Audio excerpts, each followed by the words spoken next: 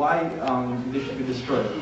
So in fact, today inshallah we'll find out the reason behind this edict, and inshallah we'll find out many other information that will help us better understand the situation in Afghanistan. And after the lecture, we will have a question and answer session, and we will be passing out some piece of paper if you want to write it down, or there's a microphone if you want to come and ask the question yourself. So now I want to call up Brother Sayyid Rahmatullah Hashmi, the roving spokesperson or ambassador from Afghanistan.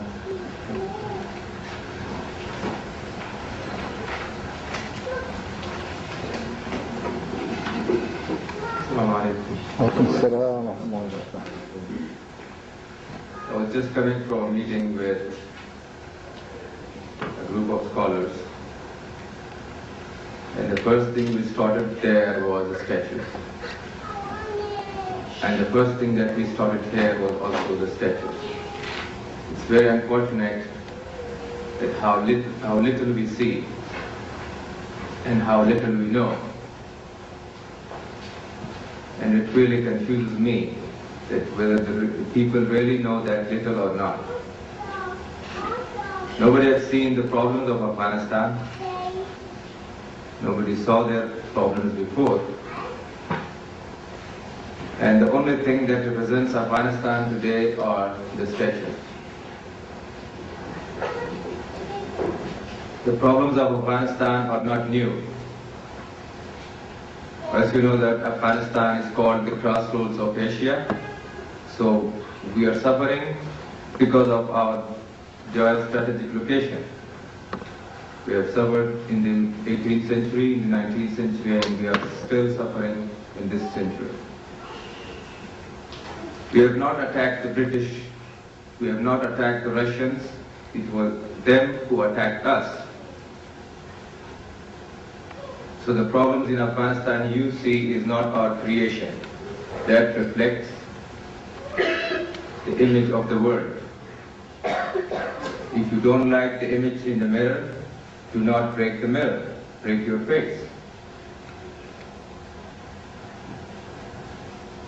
The problems in Afghanistan started in 1979. Afghanistan was a peaceful country, and it was doing its own job. The Russians, along with their 140,000 troops, attacked Afghanistan in the December of 1979, just 21 years ago, stayed there for a decade, killed 1.5 million people, maimed 1 million more people, and 6 million out of 18 million people migrated because of the Russian brutalities. Even today, our children are dying because of the landmines that they planted for us. And nobody knows about this. After the Russians left, so during the Russian occupation, on the other side, the American government, the British government, the French, the Chinese, and all of the rest supported the counter-revolutionaries called the Mujahideen.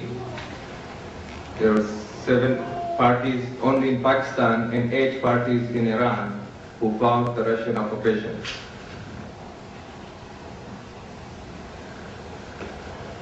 And after the Russians left, these parties went into Afghanistan. All of them had different ideologies, a lot of weapons, and instead of having a single administration, they fought in Afghanistan. The destruction that they brought was worse than the destruction the Russians brought. 62,000 people were only killed in the capital, Kabul. Seeing all this chaos and a complete destruction of our country, and I don't have to forget that after the Soviets left, another 1 million people migrated because of the lawlessness that existed in Afghanistan. So 7 million people. So seeing this destruction and lawlessness, a group of students called the Taliban. Taliban is the plural word of students in our language. It may be two students in Arabic, but in our language it means students. So a group of students started a movement called the Movement of Students. It first started in a village in the southern province of Afghanistan called Kandahar. It happened when a warlord or a commander abducted 2 minor girls, raped them, and the parents of those girls went to a school and asked the teacher of the school to help them. The teacher of that school, along with his 53 students, finding only 16 guns, went and attacked the base of their commander. After releasing those 2 girls, they hanged that commander, and so many of their people were also hanged. This story was told everywhere, and this was called a heroic story of the Taliban or the students. The BBC also quoted this story. So seeing or hearing this story, many other students joined this movement and started disarming the rest of the warlords who were worse than these. I will not prolong the story. So far, the same students' movement controls 95% of the country. It captured the capital, including the 4 major cities, and only a bunch of those warlords are remaining in the northern corridor of Afghanistan. So, our achievements are as follows. We are in the government for only 5 years, and the following things that we have done, and many of you may not know. The first thing we have done is to reunify a fragmented country. Afghanistan was formerly fragmented into 5 parts. The first thing we have done is to reunify that country. The United Nations, the United States, everybody was confused as to how to reunify that country, and nobody could do it. First thing we have done is to reunify that country. Second thing we have done, which everybody failed to do, was disarming a population. During the war of the Russians and the Americans, I would say, every Afghan got a Kalashnikov, even sophisticated weapons as Stinger missiles, and they even got fighter planes and fighter helicopters. So disarming these people was impossible. The United Nations in 1992 passed an appeal asking for $3 billion to repurchase that arms, to start a process of repurchasing those arms. And certainly because of its impracticability, that plan never materialized. And everybody forgot about Afghanistan. So the second thing we have done is to disarm 95% of that country.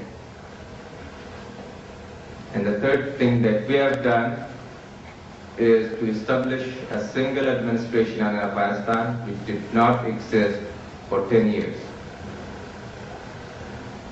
And the fourth achievement that we have, and is surprising to everybody, is that we have eradicated 75% of all world's opium cultivation.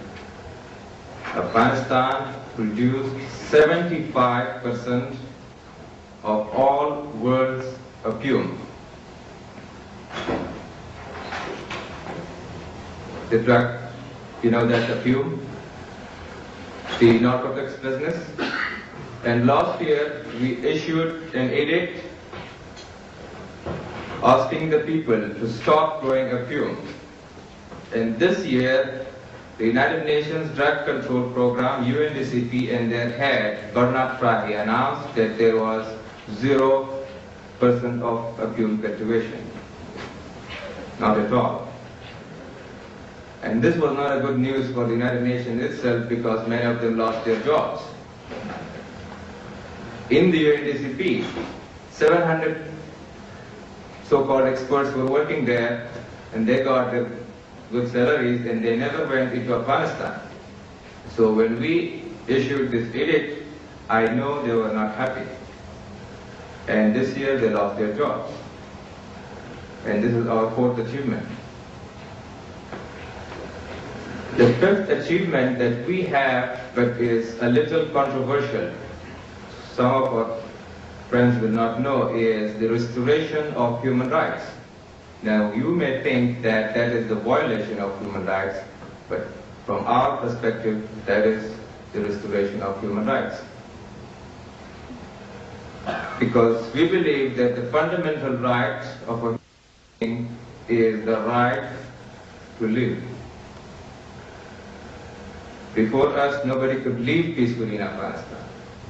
The first thing we have given to the people is a secured and peaceful life. Second major thing that we have restored is to give them free and fair justice. You don't have to buy justice unlike here. You will have justice freely. And you will criticize us for violating women's rights. Now, who knows what happened before us? Only some symbolic schools or symbolic posts were given to some women in a ministry, and that was called the restoration of women's rights. I can see some Afghans living here and they will agree with me that in the rural areas of Afghanistan, women were used as animals. They were sold actually. The first thing we have done is to give the self-determination to women.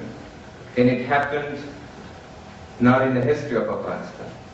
Throughout the history of Afghanistan, during all the so-called civilized kings or whatever, they didn't give this right to women, so women were sold.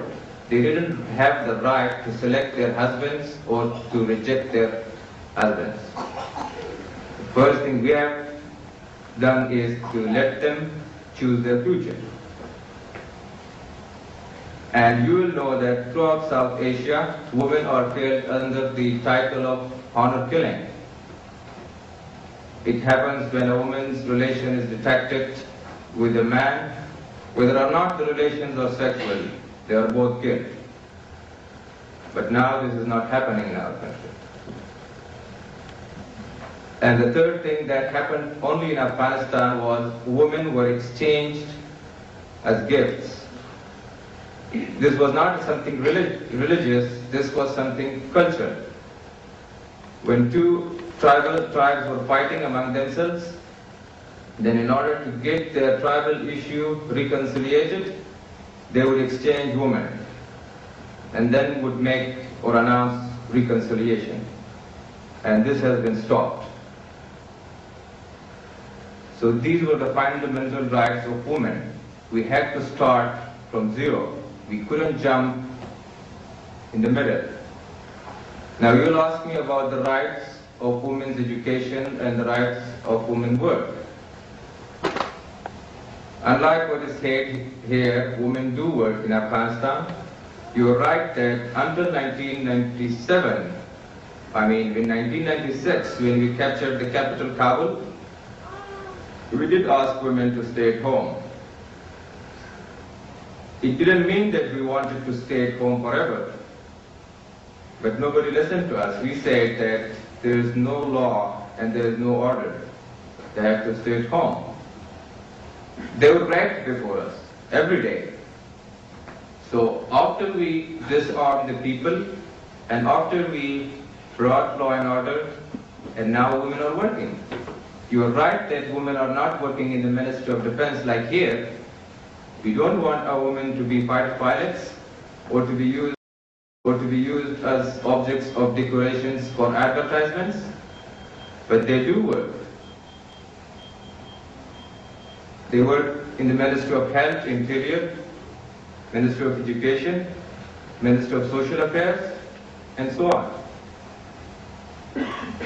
So, and we don't have any problem with women's education. We have said that we want education and we will have education whether or not we are under anybody's pressure, because that is part of our belief. We are ordered to do that. When we say that there should be segregated schools, it does not mean that we don't want women to be educated. It's true that we are against co-education, but it's not true that we are against women's education. We do have schools even now, but the problem is the resources. We cannot expand those programs. Before our government, there were numerous curriculums that were going on. There were curriculums which preached the kings for the king, and there were curriculums which preached for the communists, and there were curriculums from all these 7 parties. So the students were confused as to what to study. And the first thing we have done today is to unify that curriculum, and that's going on. But we are criticized, and we say that instead of criticism, if you just help us once, that will make a difference. Criticism will not make a difference. If you start criticism from New York, thousands of miles away, we don't care. But if you come there and help us, we do care. So actually there are more girls students studying in the Faculty of Medical Science than boys are. This is not me who is saying this. This is the United Nations who announced this. Recently we reopened the Faculty of Medical Science in all major cities of Afghanistan, and in Kandahar there are more girl students than boys, but they are segregated. And the Swedish committees they have also established schools for girls. I know they are not enough, but that's what we can do. So that is what I say that we have restored. I don't say we are 100% perfect, and nobody will say that they are 100% perfect. We do have shortcomings, and we do need to amend our policies. But we can't do everything overnight. And the sixth problem that we are, the sixth or seventh, I think. The seventh problem that we are accused of is terrorism, or the existence of terrorists in Afghanistan.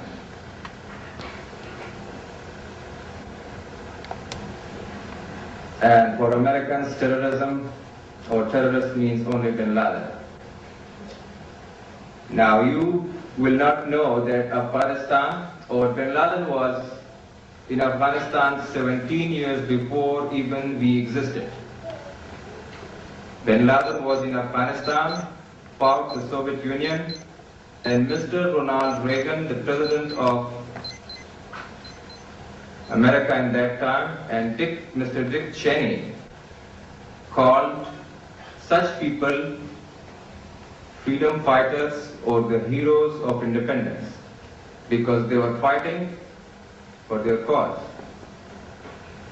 So Osama bin Laden was one of those guys who were instigated by such media reports or indirect provocation by these countries to go to Afghanistan and fight the Soviet pair. And now when the Soviet Union is fragmented, such people were not needed anymore, and they were transformed into terrorists, from heroes to terrorists.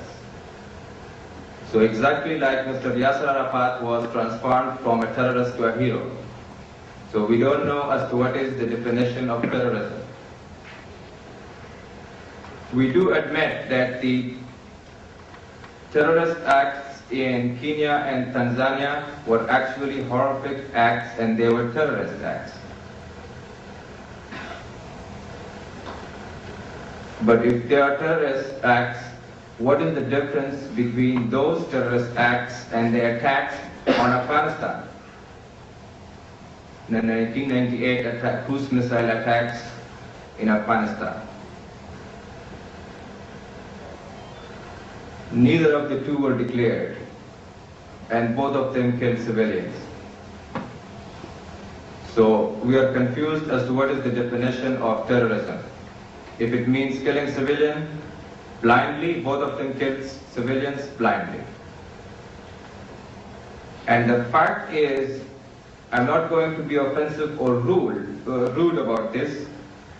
I'm going to be frank, and I think it's sometimes honest to be rude.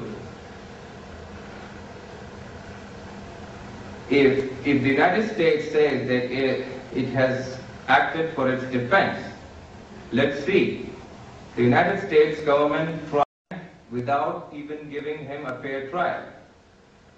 In 1998, they just sent cruise missiles into Afghanistan, and they announced that they were trying to kill Osama bin Laden. We didn't know Osama bin Laden then.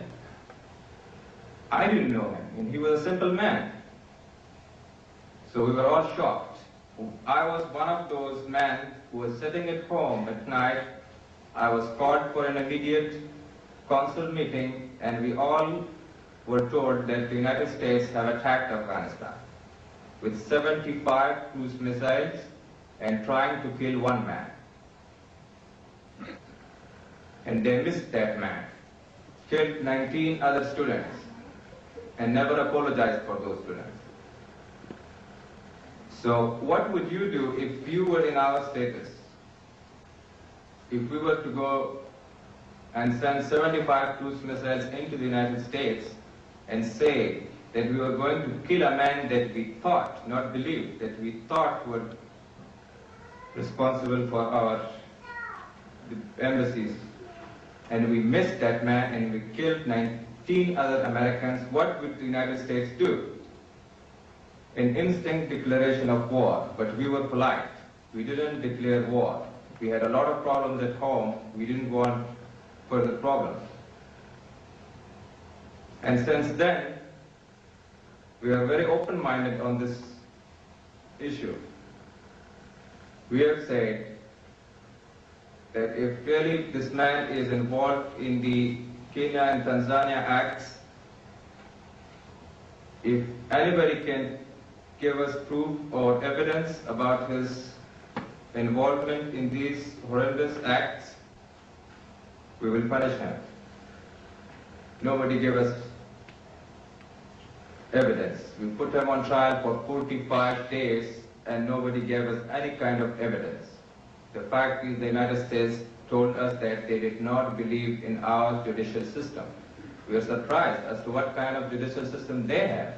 They've shown us what are they doing to the people. They just tried to kill a man without even giving him a fair trial. Even if one of us is a criminal here, the police is not going to blow his house. He must go to a court first. So that was rejected. Our first proposal, despite all these things, was rejected. They said they did not believe in our judicial system, and he must be given to New York. The second proposal, after the rejection of this first proposal we gave, was we are ready to accept an international monitoring group to come into Afghanistan and monitor this man's activities in Afghanistan so that he does nothing, even that he has no telecommunication equipment. That proposal was also rejected. And the third proposal we gave 6 months ago was that we were ready to try or to accept a third Islamic country's decision on or the trial of him in a third Islamic country with the consent of Saudi Arabia and Afghanistan. That was also rejected. So we don't know as to what is the problem behind. If Bin Laden was the only issue, we are still very open-minded, and for the fourth time, I'm here with a letter from my leadership that I'm going to submit to the State Department, hoping that they will resolve the problem. But I don't think so they will resolve it.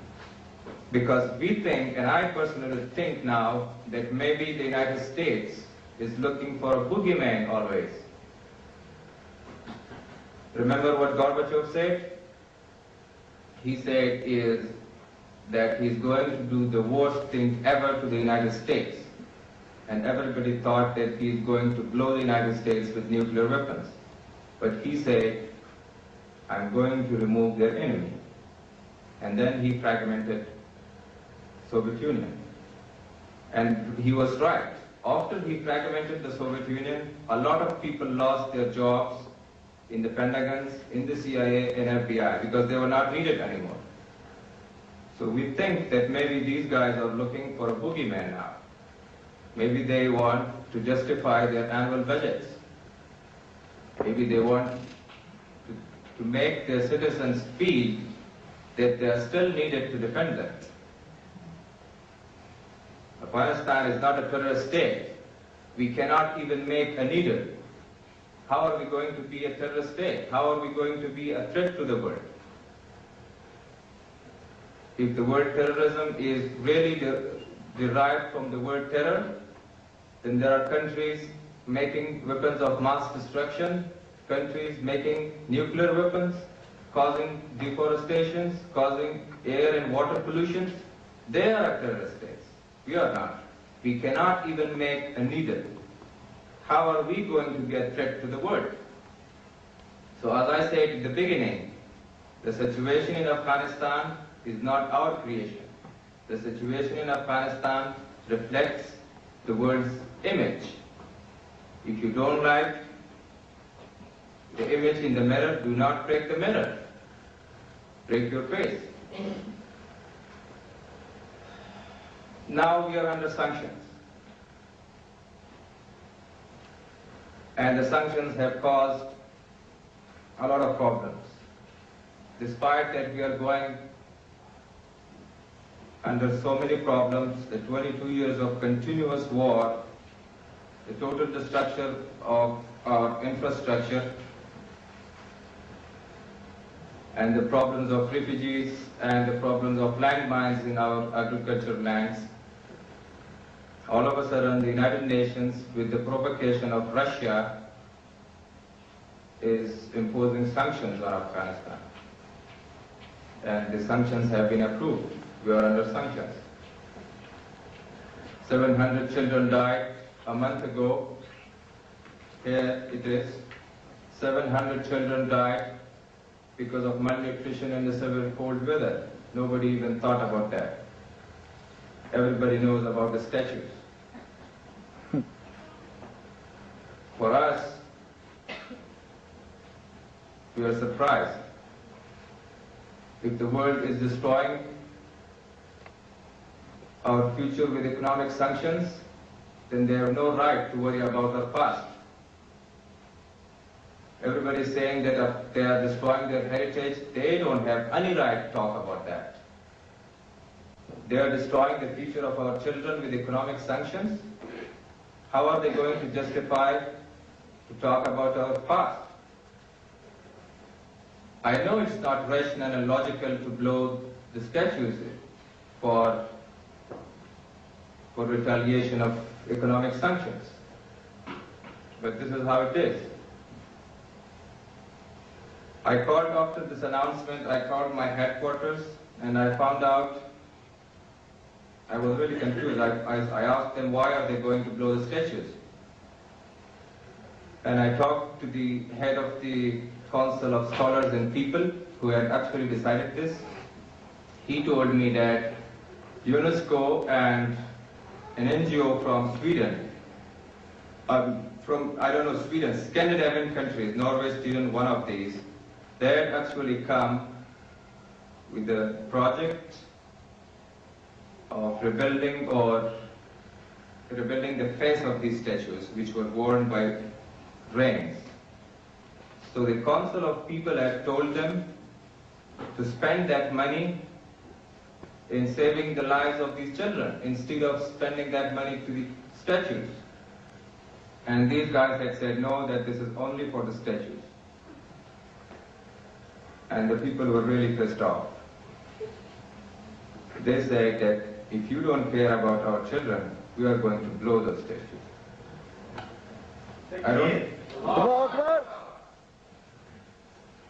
I don't say that he is right or wrong. The decision is yours. Think of yourself. If you are in such problems, what will you do? If your children are dying in front of your eyes and you are under sanctions, and then the same people who have imposed sanctions are coming and building a statue here, what will you do?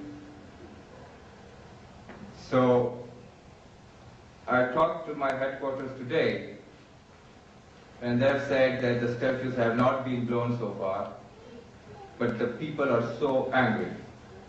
They are really angry. They want to blow that.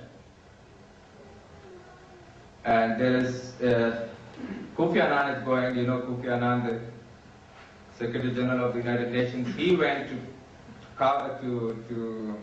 Pakistan, and he said that he's going to meet our representative there. This man never bothered himself to talk about these children. He never bothered himself to talk about 6 million refugees. He never talked about the poverty of Afghanistan. He only goes to that region because of these statues. And the OIC is also, they have also sent a mission to go to Kabul and talk about the statues. So we are really confused that the world is really caring about the statues and then they don't care about human beings. I don't say that we have to retaliate in blowing the statues. We have not done that. That if we were to destroy those statues, we would have destroyed them 3 years before now. Because we captured those areas 3 years before now. We didn't want to blow them. And now this situation has come. And this is not our decision. This is the decision of the scholars and the people. And that decision has been approved by the Supreme Court. We cannot reject this decision. So these guys are there, the OIC and some, even I think some ministers from different countries are there to save the lives of the statues. I think they will not be blown because of the concerns of these people.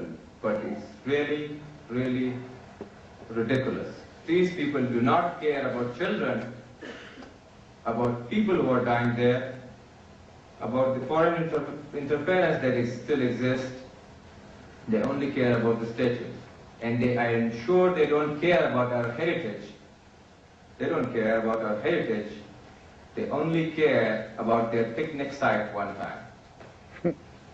Maybe they will have a good picnic sometimes there, seeing those statues. They don't care about our heritage, I'm sure. If they were to care about our past, they wouldn't destroy our future. And I'm sure that these sanctions which are imposed on our government will never change us. Because for us, our ideology is everything. To try to change our ideology with economic sanctions will never work. It may work in the United States where economy is everything, but for us, our ideology is everything. So you can't change us with that. And we believe that it's better to die for something than to live for nothing.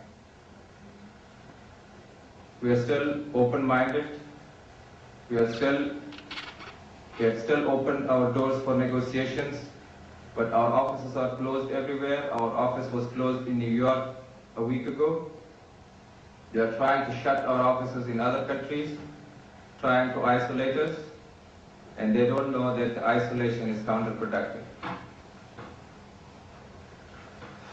Because they don't have experts. The only experts they have are those people who speak English. They don't even speak the language. those experts who are advising the sanctions or the sanction committee have not even been to Afghanistan. And they are setting benchmark for us to achieve. So I'm prolonging this speech, I'm sorry, because I have been repeating it everywhere, so I may have left something in it, and I will let you ask me questions.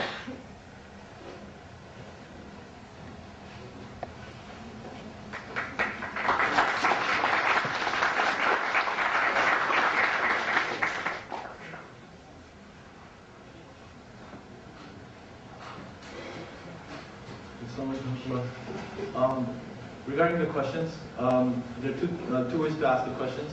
One way is you can come up to the microphones here, the sisters here, the brothers here, or you can write down the questions on pieces of paper that I think are being handed out right now.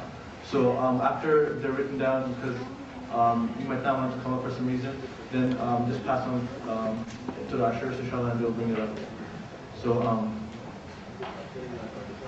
is there any questions for the microphone? You can come up right now, inshallah.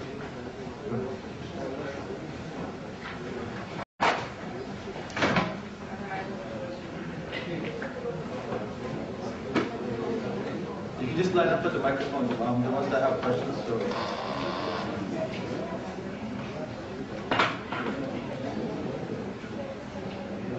Assalamu alaikum. I have actually several concerns and some contradiction in the speech I would like to point to.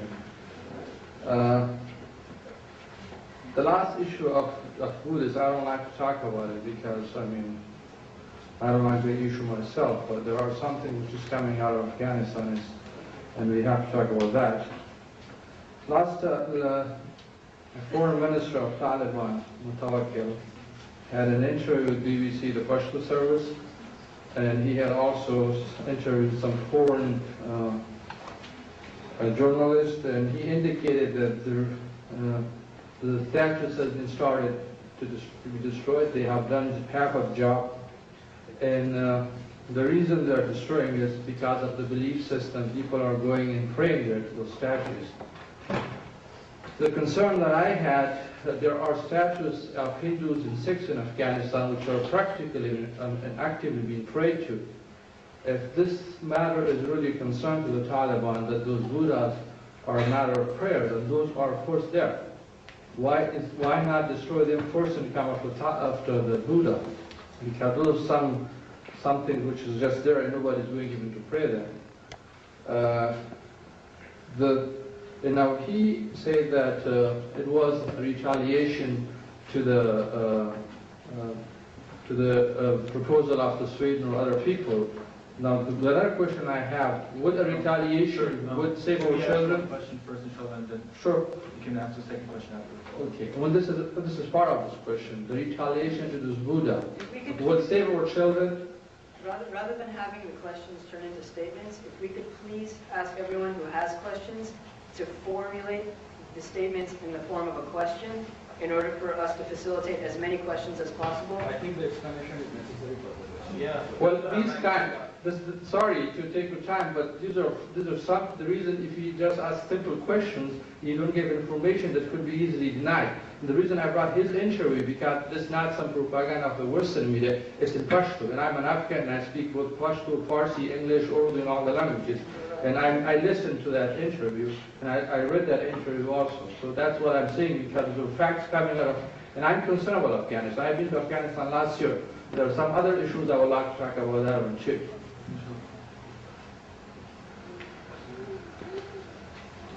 Thank you very much, and unfortunately again the question was starting from statues. So the statues, as I told you, has not been destroyed so far. And I've contacted my headquarters there, and if they were destroyed, then these people would not bother themselves going for saving them. I told you Kofi Annan is there, OIC is there, and there are some ministers there. And for us, as you said that some Mutawakkil Sahib has said that, I don't think he has said that they are destroyed. He said that, and I don't reject this. There is an edict which says that these should be blown. And we are not against Buddhists, absolutely wrong. We are not against any religion. There are Hindus living in Afghanistan.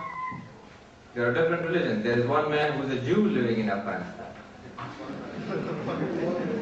So we are not against any religion. And there is no Buddhist in Afghanistan, this is I can say. In our religion, if anything, you can leave anything until it is not harmful to you.